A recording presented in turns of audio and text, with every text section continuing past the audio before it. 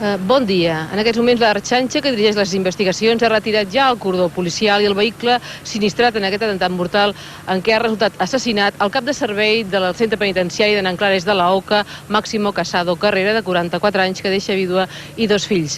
En aquests moments, les fonts policials sospiten que els autors dels fets no són del comando Araba ni que aquest comando pugui estar reconstituït. Més aviat sospiten d'uns membres legals que fins i tot es podien haver amagat i haver ocupat algun pis pròxim a aquest edifici o en aquest edifici mateix.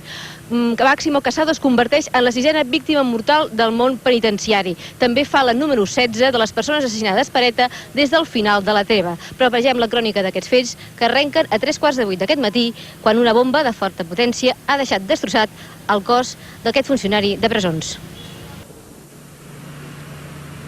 Sens dubte, aquest atemptat té una significació molt especial. Es produeix en menys de 24 hores després de la gran manifestació popular d'ahir a Bilbao contra el terrorisme. Tant des del govern central com el basc i també des de les forces polítiques s'ha fet una crida a la mobilització i a la unitat. Juan José Ibarretxe, el lehendakari del govern basc, ha demanat que la societat basca es rebel·li davant d'una ETA sorda i cega que no sap entendre el que li reclama i s'afegeix a totes les mobilitzacions populars que hi pugui haver. L'Ajuntament de Vitoria ha convocat la primera concentració per aquest vespre a les 8 davant de la plaça del Consistori.